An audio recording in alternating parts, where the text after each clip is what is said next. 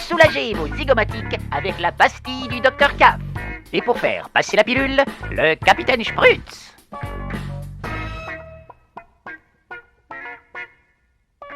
De toi à moi, l'instant confidence.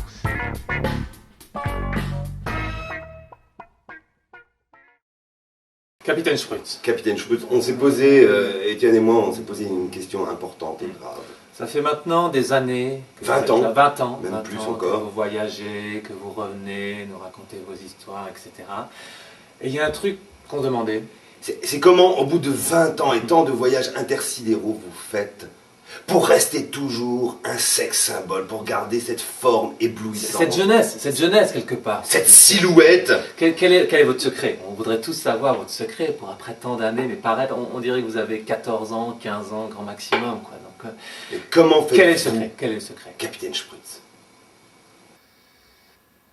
Évidemment, c'est un secret, donc je ne peux pas non plus vous le révéler comme ça au grand public, au grand jour. Ceci dit, lors de mes voyages, je suis arrivé dans une galaxie dont je ne vous révélerai pas la position. Et là, j'ai rencontré une peuplade beaucoup plus évoluée que nous. Hein. Ils ne se mettent pas sur la gueule, il n'y a pas des histoires de fric chez eux, tout ça. Et ils m'ont donné voilà, une espèce de filtre, hein, un filtre de jeunesse, un filtre de sensualité qui me permet de garder cette réputation qui vous fait envie, les garçons, hein, surtout eux deux là. Et ben voilà, mais si vous voulez en savoir plus, le plus simple, c'est de continuer à venir chaque fois que je me produis en public. Une vaseuse 3 fois par jour, c'est bon pour l'humour. Alors c'est un vieux monsieur, assez âgé comme ça, qui arrive, il est mort, il est décédé, hein, et il arrive au paradis devant Saint-Pierre. Alors Saint-Pierre, il dit comme ça, mais bonjour monsieur, hein, vous êtes qui? Et c'est que je regarde sur ma liste, hein, si je peux vous faire entrer, c'est comment votre nom? Et le vieux monsieur dit, oh ben je sais plus, écoutez, j'ai un peu perdu la mémoire, je sais pas vraiment qui je suis, si vous pouviez m'aider, ben, je veux bien vous aider, hein, monsieur, mais aidez, dites-moi un peu, vous faisiez quoi dans la vie? Ah ben, je me souviens juste que je travaillais le bois, je crois que je travaillais le bois, les charpentes. Ah, vous étiez peut-être charpentier? Oui, voilà, charpentier, ça je crois, ça me dit quelque chose, charpentier.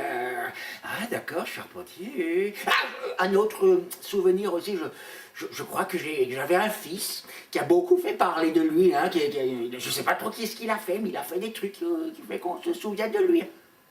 Ah bon, vous étiez charpentier, vous avez un fils qui... surtout ne bougez pas, restez près de la porte, hein, je reviens tout de suite là. Alors là, Saint-Pierre, il rentre dans le paradis, il cherche Jésus. Jésus.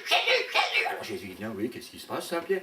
Jésus, je crois qu'il y a Joseph, ton père sur terre, qui est là, viens à la porte du paradis, viens avec moi, tout ça. Alors Jésus, il est tout excité, je vais revoir Joseph et tout ça. Alors hop, il arrive à la porte du paradis, il ouvre la porte et il est tellement sûr de lui, Jésus, il fait ah, papa. Et là, il y a le vieux qui fait oh, Pinocchio. Voilà. Un bon brouillon de culture, rien de tel pour stimuler les neurones.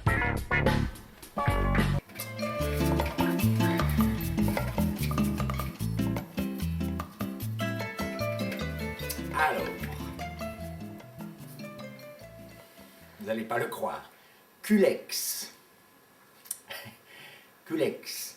Alors, un culex, c'est un nom masculin qui désigne un outil préhistorique, bien sûr, un outil préhistorique qu'on a retrouvé spécialement uniquement en Alsace. Hein, ils ont fait des recherches dans le monde entier, ils n'ont pas retrouvé ailleurs de culex qu'en Alsace.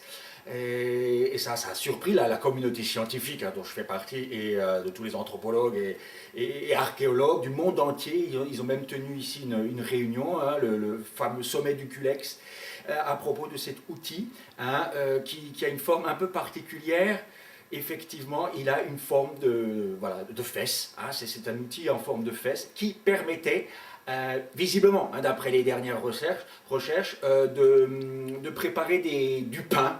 Hein, voilà, c'est un outil préhistorique qui permettait de préparer du pain, qui plus tard a donné le nom de miche. Voilà, tout simplement. Grâce au culex, on fabriquait des miches préhistoriques. Voilà, c'est un mot qui, au Scrabble, rapporte pas mal de points. Alors voilà, avec la pastille du docteur Caf, mon sourire, lui, il se porte bien.